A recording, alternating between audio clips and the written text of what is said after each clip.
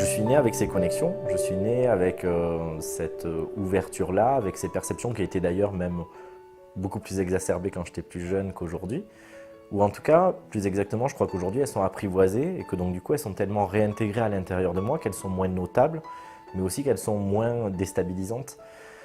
Je crois que c'est pas une question de prédisposition ni une question de capacité, mais plutôt une question de défi, ce qu'on a décidé de se lancer comme défi dans cette incarnation. Et certainement pour moi, le défi n'était pas de reconquérir ces parts-là, mais plutôt de les apprivoiser, de les vivre en axe, d'être dans une démarche où ça ne me posait plus de problèmes et où je pouvais être en équilibre entre une vie matière, incarnation, et puis une vie spirituelle et avec ses capacités vibratoires. Donc c'est vrai que dans la première partie de ma vie et dans ma prime enfance, j'étais en contact permanent avec une superposition des plans. Je pouvais voir les entités sur le même plan que des personnes incarnées. J'étais en contact avec des êtres sur d'autres plans. Et j'ai un souvenir très très clair de ça, à certains moments en tout cas. Et ça ne me posait pas de problème. Moi, je considérais ça comme normal. Et j'étais persuadé que tout le monde d'ailleurs avait cette même faculté. Et j'en suis toujours convaincu, même si je pense qu'on se met à oublier par la suite. Et je dirais que c'est d'ailleurs pour ça que mon job, entre guillemets, hormis aimer, comme je le dis souvent, eh bien, je crois que mon job, c'est simplement croire, pour tous ceux qui n'y croient pas encore, que tout cela fait partie de leur package. Et le but n'est pas forcément de l'utiliser, mais de renouer avec le fait que c'est là et qu'ils n'ont pas besoin de le chercher plus loin. Mais donc oui, voilà, dans mon enfance, il y avait cette donnée, et puis j'avais cette soif d'aller, de rechercher, de retrouver des données, plus exactement, dont j'avais des réminiscences ou des pressentis. Et alors que j'étais dans une famille qui n'était pas du tout dans cette dynamique-là, mais qui ont eu vraiment la tolérance et l'amour pour me laisser cheminer, tout en étant un peu sur le qui-vive tout de même pour ne pas que je me perde, mais qui m'ont laissé faire mes propres expériences. Mais j'ai envie de dire que vraiment cette foi en la vie et cette joie pour la vie a toujours été là. Et aussi loin que mes souvenirs me ramènent, mais même quand je vois des photos de quand j'étais tout bébé, il y avait quelque chose de cet ordre-là qui était indicible et à la fois tellement présent, tellement ancré.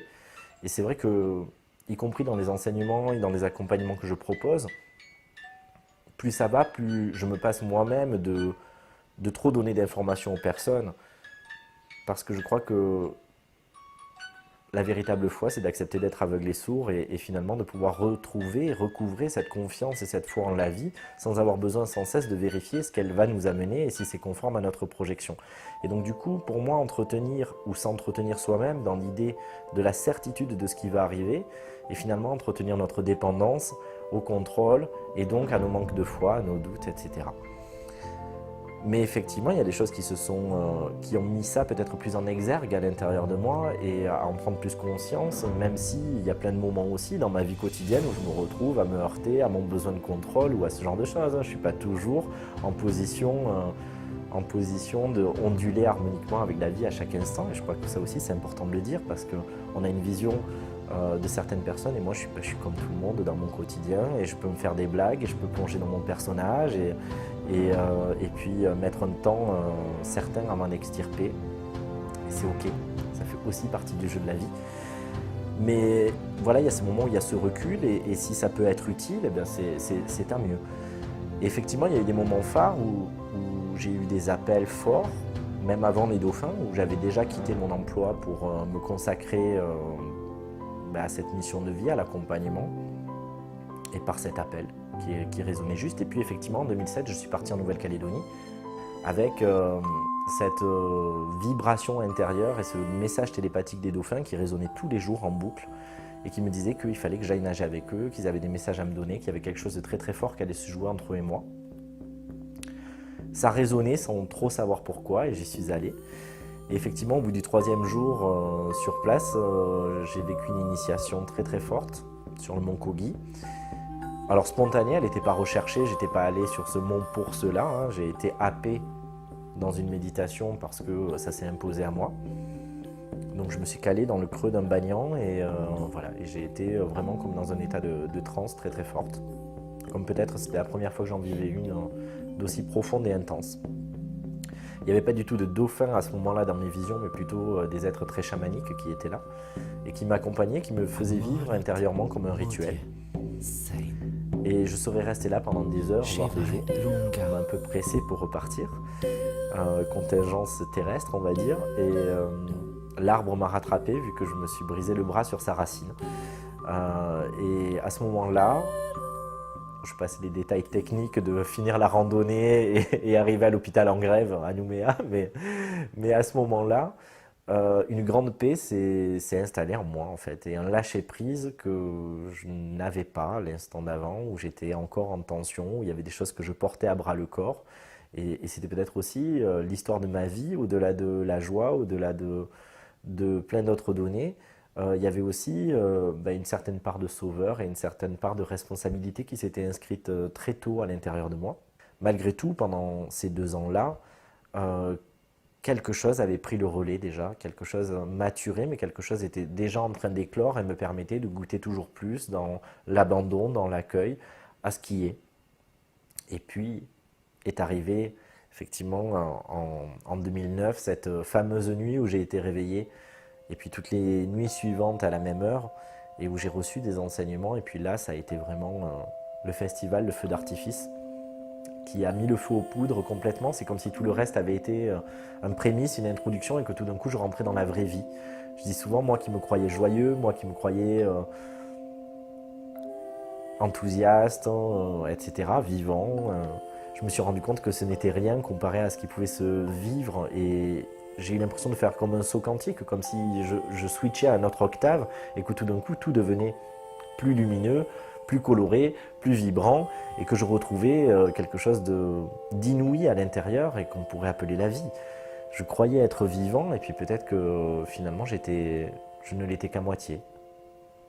Et je le suis devenu grâce à eux.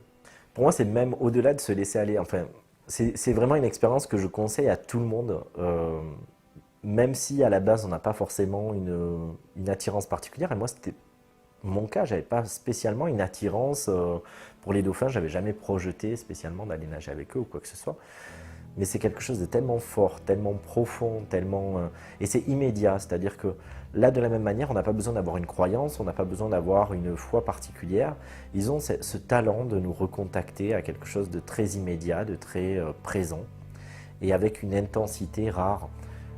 Ces dauphins ont la capacité de nous faire redevenir enfants libres à la vitesse de la lumière, et également de stimuler l'instinct de vie, la joie qui a toujours été là. Alors pas la joie conditionnelle d'un événement particulier dans notre vie qui nous rendrait possiblement heureux, mais plutôt cette joie d'être tout simplement et d'onduler avec le flot, en ne se posant pas la question de savoir si cette vague est bonne ou mauvaise, mais simplement de décider de la surfer et de s'amuser avec.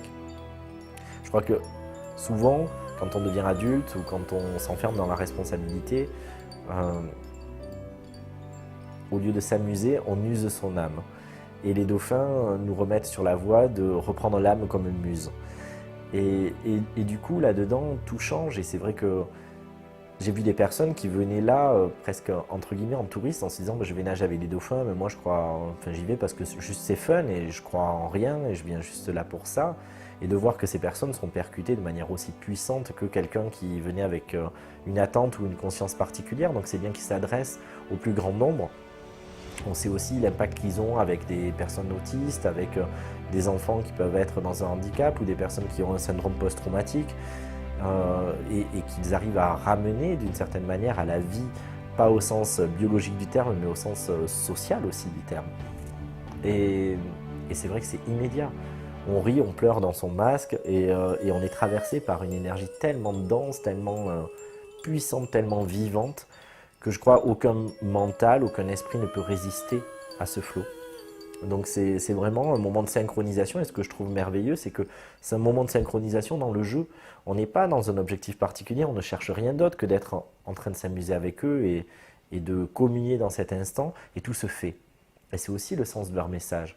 Peut-être sortir d'une forme de chemin harassant, d'un travail, d'une évolution qui voudrait qu'on serait perfectible et qu'on se bonifierait progressivement parce que nous le voulons et que nous mettons des efforts en place pour cela. Mais simplement peut-être par le prisme de la lumière appelle la lumière, la joie appelle la joie, l'amusement appelle l'amusement et se resynchroniser avec la vie permet à l'autorégulation de la vie de nous traverser à nouveau et de tout remettre en place. Les choses se font de manière immédiate, naturelle, fluide et néanmoins puissante. Mais ce qui m'a permis de lâcher prise de l'image, de ce que ça allait renvoyer, parce que je trouvais ça dingue d'un point de vue mental. Mais ça me faisait tellement de bien à l'intérieur que je me suis dit, je ne peux pas le garder pour moi. Si ça peut faire le même bien aux autres, au diable le regard sur moi qui se dit que on va te prendre pour un fou, ou ce genre de choses, c'était plus important. Ce qui était important, c'était le bien-être, c'était la joie, et puis c'était de pouvoir être au rendez-vous avec cette vie en axe et de se dire que je trouvais ça tellement nouveau aussi par rapport à tout ce que j'avais entendu, par rapport à tout ce que j'avais pratiqué, où il y avait toujours une idée d'élévation, d'effort, de travail, de marche après marche et de monter forcément là-haut pour atteindre peut-être un salut ou une illumination. Et puis là, il disait, mais tout est là, il y a juste à profiter, il y a juste à s'amuser, la vie est à vivre, la perfection est là où elle est, pas là où tu voudrais qu'elle soit, ni là où tu penses qu'elle devrait être. Donc juste accueille ce qui est.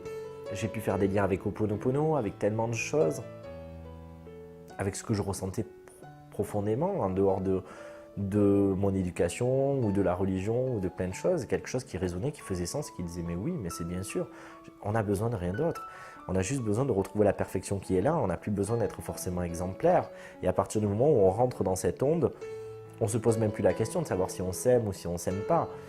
On est tellement en adéquation avec tout ce qui est, on vibre tellement cet amour que bien évidemment il nous englobe nous aussi et que donc du coup on va attirer dans notre champ magnétique.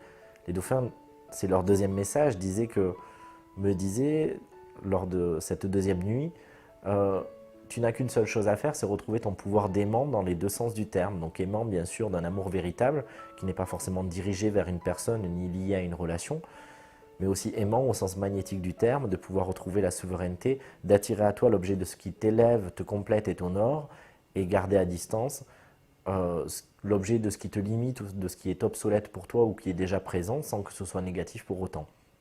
Et c'est vraiment ça, c'est jouer avec les polarités, se jouer de ce qu'on considère être la dualité sans qu'elle soit un problème, et y compris cela, le voir peut-être comme une aire de jeu dans le grand parc d'attractions qu'est la vie, qui ne serait ni une prison ni une école, mais peut-être un grand kiff, avec des sensations fortes, avec des endroits où on se fait peur, des endroits où on est malade, et puis l'instant d'après, refaire la queue pour recommencer le manège parce que c'était drôlement fun.